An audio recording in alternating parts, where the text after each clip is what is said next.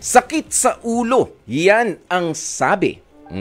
Sakit daw sa ulo ang reklamo nitong si Nanay Jerry Lynn sa bulakbol niyang anak na si Jasper. Paano ba naman kasi kahit anong gawing sakripisyo ni Nanay Jerry Lynn kay Jasper ay tila deadma at hindi nito pinahahalagahan ang effort ng kanyang ina o ng kanyang anak. O ng ina pala. Ayan, may pagkakataon pa ngang ilang araw bago umuwi si Jasper ay nakikipagbarkada pa ito. Oo, nagpupuyat talaga. Maski pag-aaral, napabayaan na raw nitong si Jasper. Gaano kaya katotoo ito, ha? Kaya naman si nanay hindi maiwasang maging emosyonal sa pinagdadaan ng problema para sa kanyang anak. Kaya naman papasukin na natin. Nay, halika, tabihan mo nga muna ako rito. Si Nanay Jerry Lynn. Nanay, welcome dito sa atin sa programa sa 92.3. Nanay, ito po ang mikropono. Ano bang problema ni Jasper? Ano po kasi, madaling araw na po siya umuwi, wala po siyang paalam. Saan daw pumupunta? Sa barkada daw po siya pumupunta. Anong ginagawa? Madaling araw na, delikado ang panahon ngayon. Anong sinasabi nyo? Ang sabi ko nga po, bakit hindi siya nagpapaalam sa akin? Kung saan siya pupunta. Nanay Jerilyn, ilan ba yung mga anak mo? 7 po. 7? Opo. At nasan naman yung 6? Sila mga nasa loob na ng bahay, samantala itong si Jasper lang talaga ang... Wala po sa bahay. Wala sa bahay. Bakit? Pang-ilan ba si Jasper sa kanilang 7 na magkakapatid? Panganay po. Panganay pa. Kuya pa, nag-aaral ba itong binatilyo ninyo? Hindi na po. Stop na po. Sa desisyon niya o dahil sa hindi kinakaya? Sa desisyon niya po kasi po nag-stop po muna siya kasi po hindi po niya maano yung course niya, wala sa pinag-enrollan niya, wala po doon yung course niya, kaya po stop daw po muna siya. Stop muna siya. So kaya naman talaga kung tutuusin. Opo. Kahit papaano. Pero dahil sa choice niya, napunta na sa barkada. Ano bang ginagawa niya raw doon sa barkada? Wala po, lang po sila, naglalaro ng ng cellphone. Lang po. Tapos nagsiswimming. Okay. Nag-swimming po siya na walang paalam, 2 araw na umalis na hindi nagpaalam. 2 araw na swimming? Aba, opo. Swimming pa ba yun? Ay, sandali, Nay. Ayan. Okay. Pagkatapos nun, yun nga po, lagi niya pong ginagawa, madaling araw na po siyang umuwi. Kaya po, napunta na po kami sa barangay. Ay, nagkabaranggayan pa ang mag-ina. Sino ang nag-report? Kayo? Ako po. Ano naman ang naging sagot daw ni Jasper? Ayun po, nung napabarangay ko po siya, na humingi naman po sa akin ng tawad. Hindi na daw po niya uulitin. Okay naman na po kami. Yan ang tatanungin natin kay Jasper mismo. Kaya mga kapatid, nandito rin, makakausap po natin si Jasper. Jasper, kuyang-kuya ka pala sa 7 magkakapatid. Ano nangyari? Bakit ka alis sa bahay? Kasi po, ang dami pong sinasabi sa akin ni mama na kung ano-ano po. Ano yung mga sinasabi sa'yo ni mama mo? Pag hindi ko po nasusunod yung utos niya. Ano ba yung mga inuutos ni mama mo? Baka naman makatulong sa'yo sa mga kapatid mo. Pag may ginagawa po akong isang bagay, tas uutusan niya po ko ulit. Ano ba yung bagay na ginagawa mong yun? Naglilinis po ng bahay, tsaka nagbabantay po. Nagbabantay ka na, tapos may iuutos pa ulit? Opo. Ano naman yung iuutos ulit? Magbantay po ng bata. Sino yung batang yun? Yung bunso po namin. Ilang taon na ba yun? 2 years old po. Okay. Mahirap bang gawin yun? 2 years old na yun. Pwede nang maiwan yun. Diba? Nang kahit pa paano, titignan mo lang. Ibig sabihin, hindi na siya yung maiiwan na lang sa kama, hindi na siya yung maiiwan pang ganoon. Diba? Opo. Doon, tinataas mo ba ng boses si nanay? Andito si nanay, katabi ko, kaakbay ko pa. Minsan po. Ayan. Minsan o madalas, Nay? Minsan lang. Minsan lang naman. Tumataas ang boses. Gaano ba ka-importante at gaano ba katagal yung bahay? Mansion po ba kayo nakatira, Nay? Hindi po, malit lang po yung bahay namin. Ay, ba't parang ang tagal-tagal hong linisin nitong si Jasper? Jasper, sobrang dumi ba? Kung sabi, hindi raw mansion, pero sobrang dumi ba? Hindi naman po. Aaminin mo naman siguro sa amin kung sasabihin na medyo tinatamad. Parang ganun po. Tinatamad at gustong may ibang gawin. Oo, na nakafocus ka lang. Ano ba yung mga kinahihiligan mo kasing gawin ngayon, Jasper? Ano po? Mag-basketball na mag-basketball. Oy, nitong kainitan ng panahon, sige ka pa rin sa basketball. Ang init-init, ha? Nasanay na po kasi ako sa init. Okay, covered court naman yan. Minsan po. Hindi naman kayo mga nangaharang ng mga dayo. Ganun na nga. Parang pagpustahan. Opo. Magkano na ba pustahan ngayon? Depende po sa ibibigay nilang ibabagsak nilang presyo. Ibabagsak na presyo. Magkano nga yung pinakamalaki sa pustahan? Siguro po 5K. Ha? 5K. 5K na ngayon kami nun. Coke lang eh. Coke lang talaga nagbabarsagan na kami ng mukha eh. Tapos ngayon 5K. Opo. Hindi ba delikado yung mga ganyan na kalalaki mga pustahan naman? Malakas ka siguro maglaro, Hindi po. Hindi naman pala. Malakas lang pumusta.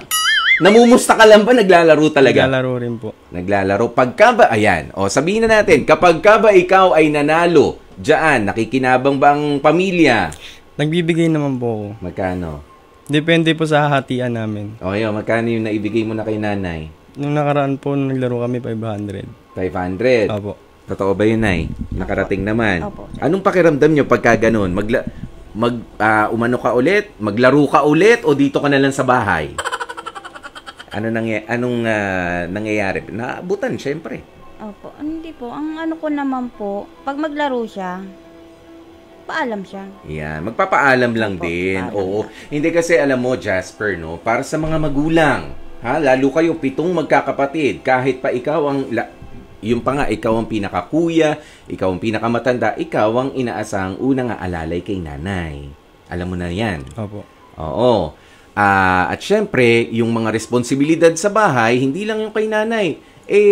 Pati sa mga kapatid mo, ikaw rin ang magpo-provide nun. In the absence of your mother, kapag ka hindi siya pwede. Pero ilan po yung, pakitaas nga po ang kamay ninyo, Nay. 2. 2 ang kamay ng nanay mo, 7 kayong magkakapatid. Sa isang tao, sa isang bata, mahirap nang gamitin. Di ba? Kinukulang na yung 2 kamay natin sa pag-aasikaso, sa pag-aalaga, sa pag-express ng pagmamahal sa kanila. But, you can pwede kang maging extension nung pagmamahal na yon ng nanay mo sa mga kapatid mo at sa kanya mismo. Pati na rin sa sarili mo. Kaya alam mo kaya sinasabi ko, nakikita mo yung mga viral videos ngayon, yung mga nakukuha sa CCTV. This oras ng gabi, dahil nasa labas pa ng bahay, ang mga binatilyo, ang mga dalagita, may nangyayari pa masama. Hindi sana nangyari yun kung nasa loob na kayo. Alam mo ba, ang nanay mo hindi makatulog ng mahimbing kapag may kulang na isa sa mga anak niya? Totoo ba yan, Nay? Opo, sir. Opo. Hindi po talaga ako natutulog ng gabi hanggang kulang pa po yung mga anak ko. Kahit na binata na. Binatilyo, ilang taon ka na ba, Jasper? 18 po. 18, kahit na pwede na, saganang ikaw ay nakasandal pa sa nanay mo, you give her the proper respect, at pagkilala sa kung sino ang authority doon sa bahay. Okay? Kaya naman ito, bibigyan kita ng pagkakataon. Ano ba ang gusto mong sabihin para sa yung Mami Jerry Lynn? Ma. Sorry, Ma. Kasi alam mo naman yun. Pag wala ka, yung sumunod sa akin, maulit. Hindi ko naman siya sinusuway. Tapos sumunod sa akin, makulit din. Yung isa pa, makulit. Di ba sinasabi ko naman sa'yo yun? Kaya lumalabas ako ng bahay, hindi nagpapaalam. Hindi ko na sa'yo sinasabi yung kasi ayoko manakit ng kapatid. Kaya na rin nagsabi sa akin di ba? Ayoko, bawal manakit ng kapatid. Kailan dapat kailangan manakit? Ma, hindi ko sila sinasaktan, Ma. Pag nagagalit kayo, dinadamdam ko yun. Kaya lumalabas ako ng bahay nang di nagpapaalam sa inyo kasi nagagalit kayo pag wala ako sa bahay. Pag nandun ako, galit din kayo sa akin. Saan ako lulugar? Sorry ma. Naging matigas ulo ko. Panganay ako, mama, panganay ako. Pero hindi ko maintindihan bakit ganun. Sa akin kayo lagi nagagalit. Andun na may sumunod sa akin. May sasagot po ba kayo doon, Nanay Jerilyn?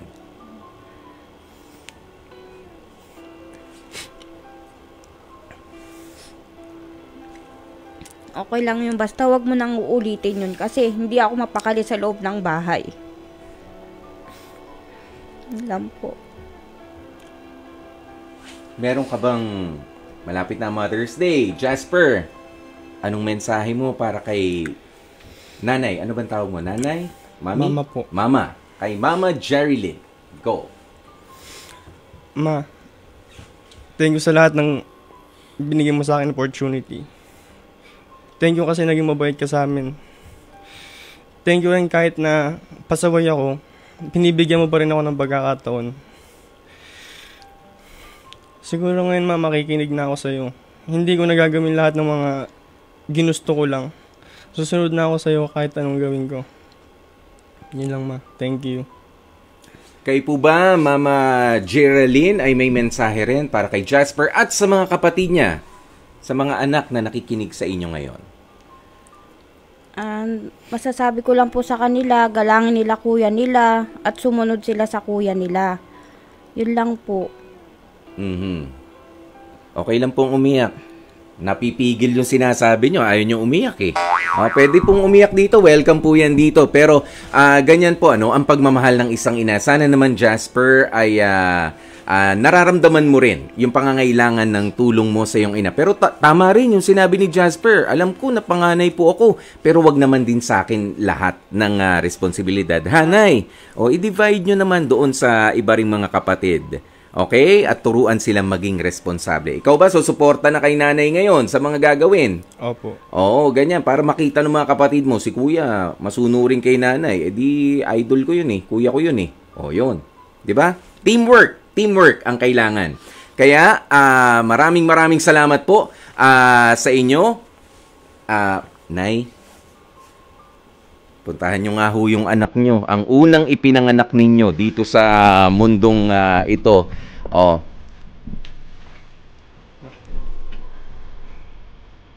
Batiin mo naman si mami mo. Diba? Iba ang yakap ng isang ina, Jasper. Alam mo, sa totoo lang, 2003, wala na akong nanay. Ikaw, habang kasama mo ang nanay mo, habang nandyan pa si Mama Jerilyn, samantalahin mo ang pagkakataon. Habang malakas pa siya, di bali nang napapagalitan, di bali nang napagsasabihan tayo, ang mahalaga sa bandang huli ay tayo ay pamilya pa rin na nagmamahalan. Ha? At ang mga nanay natin, lalo't matino naman ang pag-iisip, ay wala namang gugustuhin na ikasasama ng bawat anak.